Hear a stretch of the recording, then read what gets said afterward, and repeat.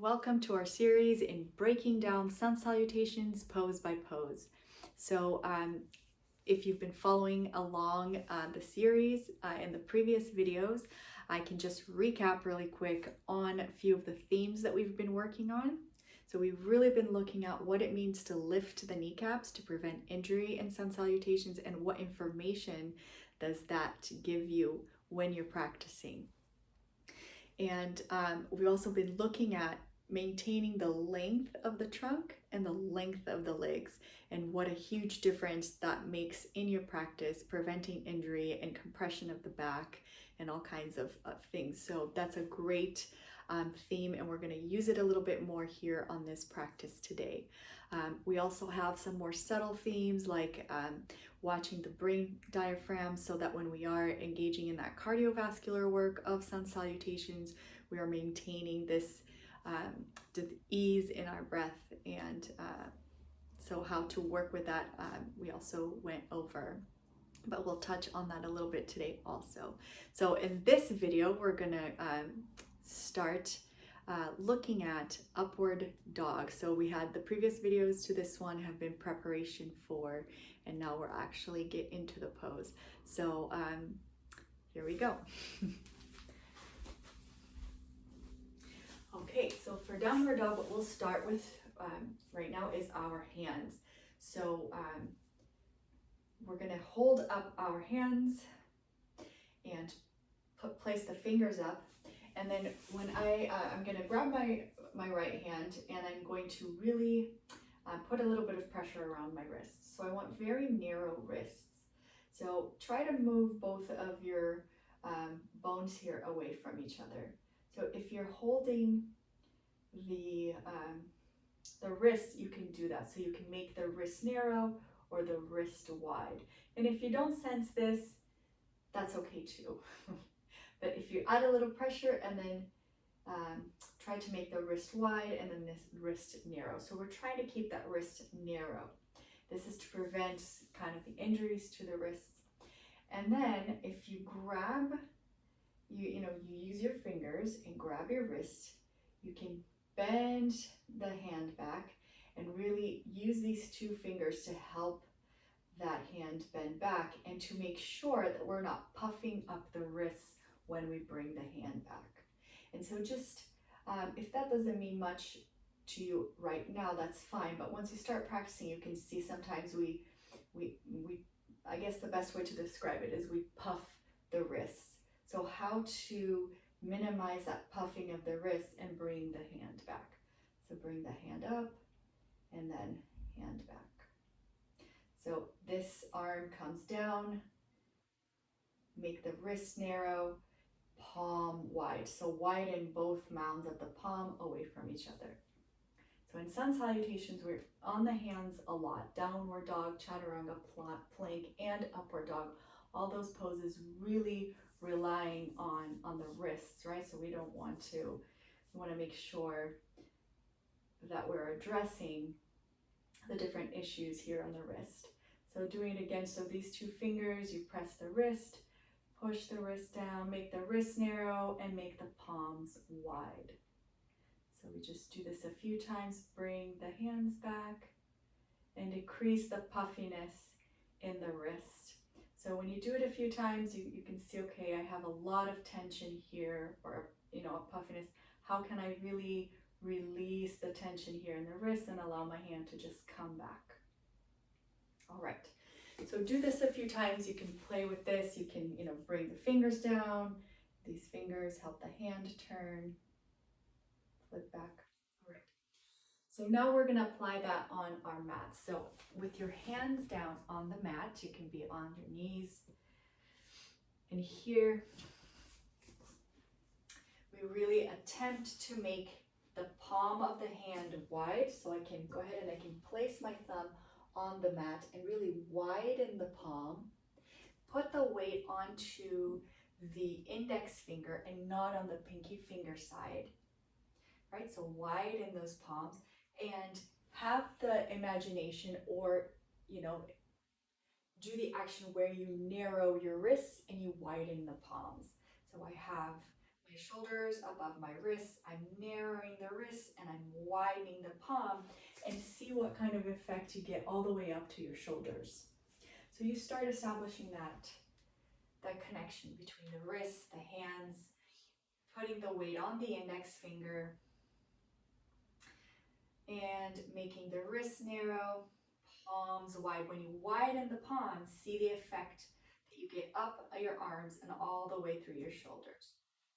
So widen the palms, narrow the wrists, and shift the weight onto the mound of the index finger. Widen the palms, narrow the wrists. All right, and then bring your weight back. And then come back onto that palm, palm wide, narrow wrists.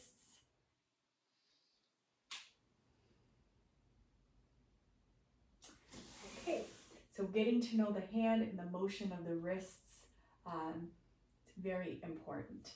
So once we do this, so every practice you could do this a few times before the practice and get really familiar with this movement of the hand and start strengthening the wrists in the right way. The second thing that I will cover before we get into our upper dog is this shoulder stretch. So we touched on this on the previous video. We come to the wall here and make sure that the hand doesn't come above the shoulder line. Below is fine. And we want to keep the hand in contact with the wall and the shoulder. So as we come around here, we keep that contact of the shoulder to the wall. So, as we want to move around, the shoulder wants to come away from the wall. So keep that shoulder contact with the wall, and you can start walking back here. So what happens when it starts to get tight is that I bend the body forward here. So what I want to make sure that I learn here, so that I'm going to use in my upward dog, is I'm going to move the skin from the bottom of my armpit circularly around my shoulder and down the back. So I'm not bringing the shoulder up to do this. I'm just lifting the chest. So I'm lifting the chest and creating that kind of circular motion of the skin from the bottom of the armpit to the shoulder and down the back. So that I am, the skin of my shoulder is almost being ironed like straight here by the wall. So I am lifting, I'm creating this lifting, lifting here.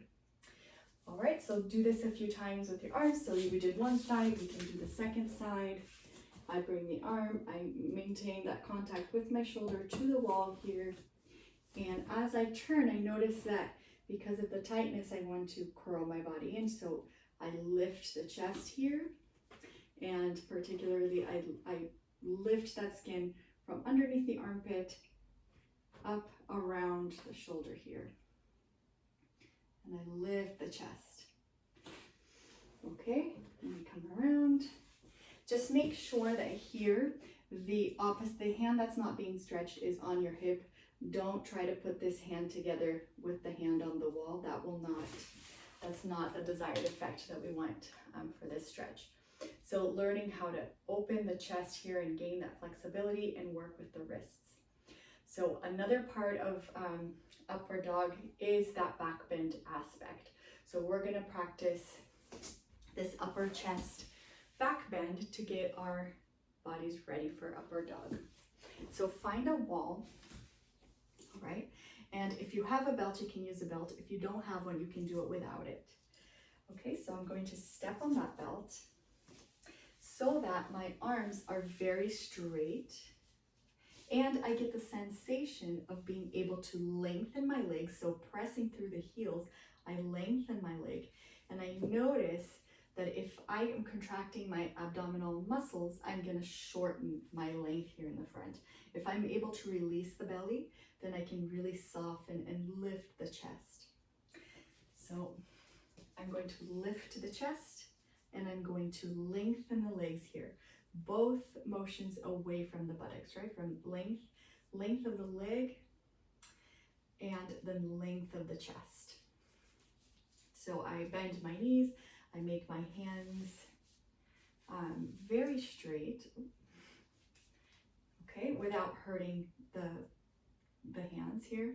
So lift the kneecaps. Here I can arch my lower back, or I can tuck a little, so I want to tuck. Okay, and I start here. So inhale, I can look up, touch my head to the wall, and come back. So and when I'm doing this movement, what I'm doing is I'm looking up. If I can't go any further, I bend my knees, I look up some more, then I straighten my legs to bring the head back. So the motion is go as far as you can go. When you can't go anymore, bend the leg, go even further, and then straighten the back, tighten the glutes so that both glutes press against each other. And as you lengthen the leg with the glutes engaged, so both sides of the glutes pressing into each other, then you come up. And so you do that as you bend forward, back a little bit more. So here we go. We're gonna go back, back, back, and here you notice, okay, I can't go back anymore. Bend the knees, go back, and then straighten the knees, really activate the glutes, grip them against each other, and come up. So that you're coming up by the strength of the legs, by engaging these glutes together, and then coming up from there. So do these maybe a few more times, and each time you can go down further, or you can just practice doing it with your neck.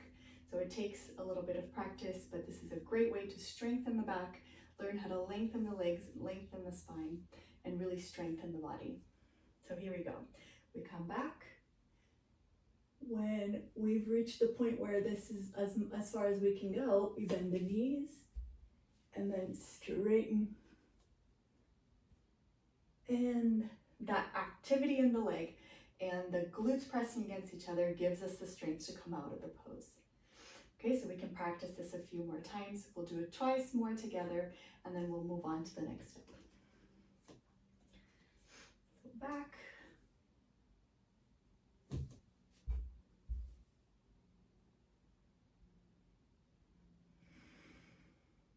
And no need to come down too much. You can just use it as a head exercise and a neck exercise in the beginning. That's great too.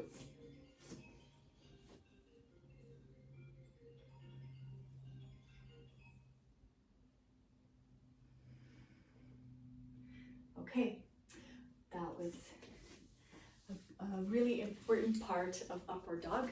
So it's a great exercise to practice. So now we're going to get down onto our mats. If you have a blanket, grab a little blanket so as a support for your hips. And we're going to start really getting into the downward dog shape finally. Okay.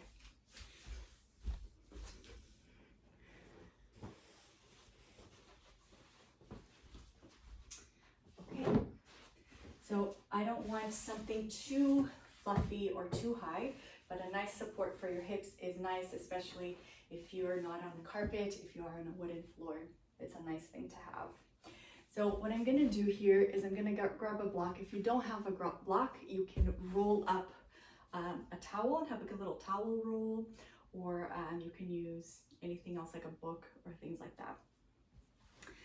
Okay, so I'm going to lay down on my mat here and press my feet against the wall. So we've done a few of these where we are lengthening the legs, tightening the glutes, and then lengthening the front of the body. So from the very bottom of my torso, from my groin area to my floating ribs, I have this space here.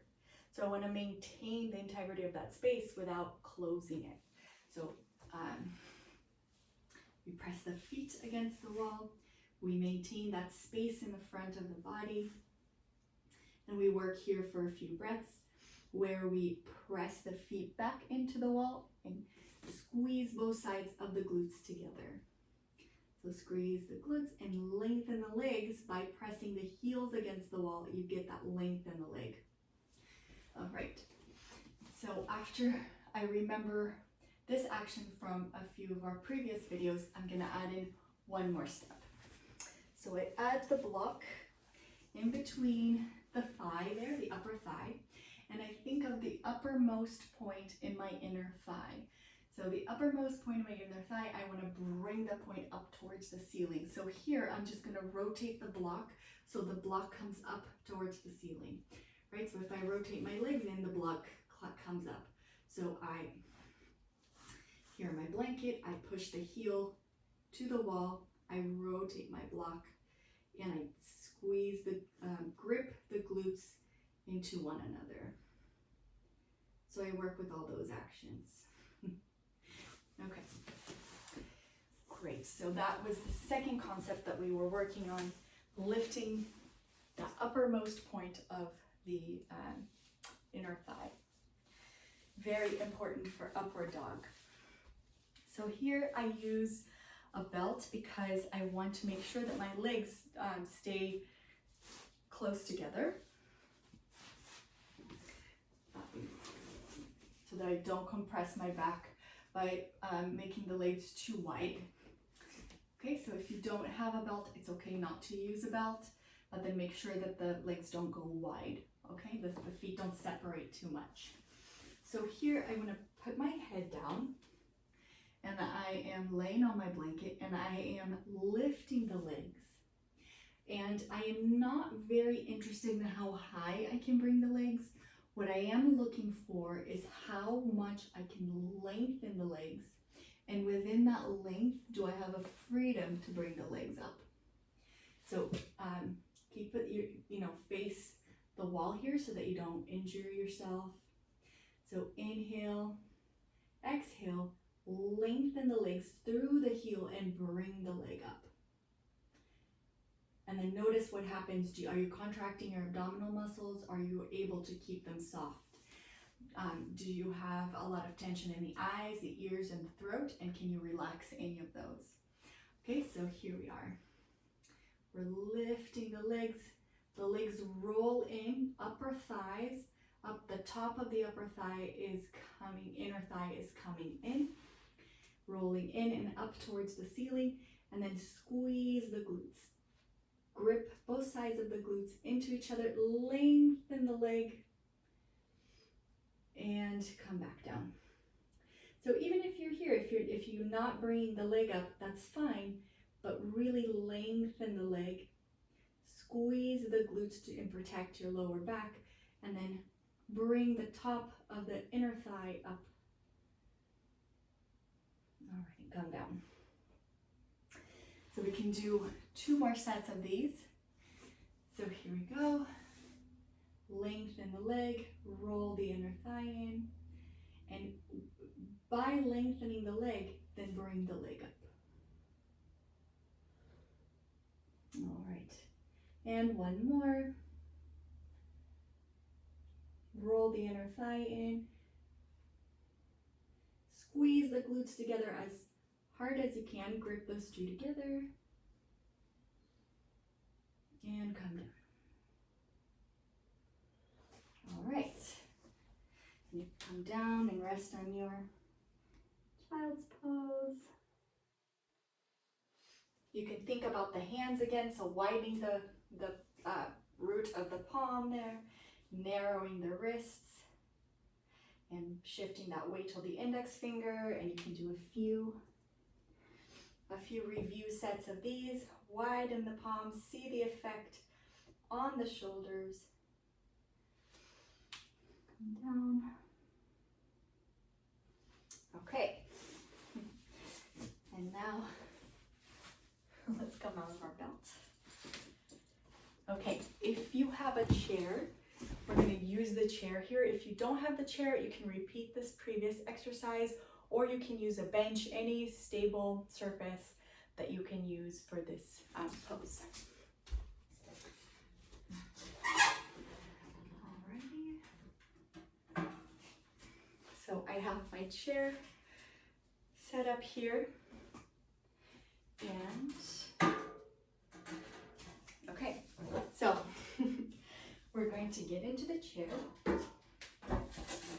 so that you can have your feet close to the wall here.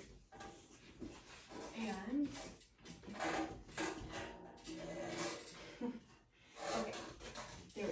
adjust the chair so that you can have your heels on the wall, and then just barely have your thighs on the chair there. And then you can push up into upward dog. So lengthen the legs. And you can hold the chair with your hands turned out or with your fingers forward, and see the effect on the shoulders and on the back, on the wrists. Okay, so press the heels back, grip the two glutes into one another, and see if you can rotate the inner thigh so that it's, here it's going to be going towards the wall. So lift the chest here, and then remember what we did with the armpit in the beginning of the class. We roll the skin up. So lift the chest almost as if your chest stayed up by itself, like a cobra, and the arms are just there for balance. So can you lift the chest so much that you barely need your arm support there? So let's do 10 of these. 1, grip the glutes, lengthen the legs. 2, 3, grip the glutes, lengthen the legs through the heels. 4, grip the glutes, lengthen the front of the body, lengthen the legs. Breathing. 5,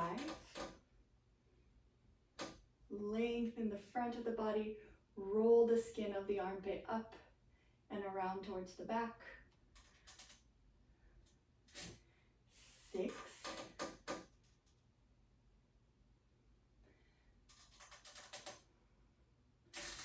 7, length of the torso, length of the legs. Rotate the armpits up towards the shoulder and down the back. Okay, 7, 8, 9, and 10. Really gripping the glutes into one another, rolling the inner upper thigh in towards the back, lengthening the legs, lengthening the body. Go ahead and come down. And then come out. We can come forward on the chair. And we can hold here for a few minutes. And go ahead and come out. And when you come out, you can work on your wrists one more time, just so we can build that intelligence. So spread the heel of the palm, and we make the palm wide, wrists narrow. So palm wide, wrist narrow. So, there we go. And then shift the weight towards the index finger. So this index finger versus the pinky side. And come down here into your child's pose. And back up. So palms wide, wrists narrow. Coming up. Okay. So after we use the chair and we build strength with the chair, we can move on to the floor. So grab a bolster or any kind of support for your hips, and we can use some blocks for your hands. So again, books that aren't slippery work great. You can have a pillow with a blanket, something kind of firm, not too soft. And we'll start here.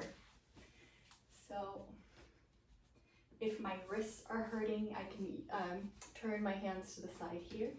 I press my heels onto the wall. I use this support underneath my thighs, and I come up into my upward dog here. So working on not compressing the lower back here, so really lengthening the leg, on the side that you feel a little bit more compression, lengthen that side more. And then grip the buttock and really bring that inner top of the inner thigh, bring it up towards the ceiling of both thighs. See how that helps really bring that up. And upward dog. So you can do these and you can hold them for 30-second intervals and then come down, rest for a moment, and then come back up and do another 30-second hold. Soft belly, lengthen the front of the body. Remember the movement of that skin of the armpit coming from the bottom of the armpit, rotating up towards the back. Really lifting the chest here as much as you can. All right. And then come down. Okay. So once we are ready to move away from the bolster, you can choose to work on this with the blocks until you develop, enough strength where you're not compressing your back by doing it on the floor directly. So here, now we're gonna have our toes facing back. So using all that work in the previous video that we worked on the feet, you really press the top of the feet down just like we did in Virasana a few videos back. So press that top of the foot onto the mat. Lift, here we can lift the inner thigh towards the ceiling. Grip the buttock. Then release the front of the body. Okay, and lift the chest, lift the chest. Okay. So there is upward dog. And finally, you can practice on the mat. So here is upward dog with the feet back. So feet back, press the top of the feet into the mat. Make the legs active, lift the kneecaps. Then keeping that foot really pressed into the mat, turn, lift the inner top of the thigh up. Squeeze the buttock, lift the kneecap, soften the belly, lift the chest. All right. All right, and then you can do this pose with the breath, making sure you're not holding the breath, and you can repeat cycles of holding it for 30 seconds and then coming back into child's pose and do these a few times. So then we can incorporate, our downward dog here and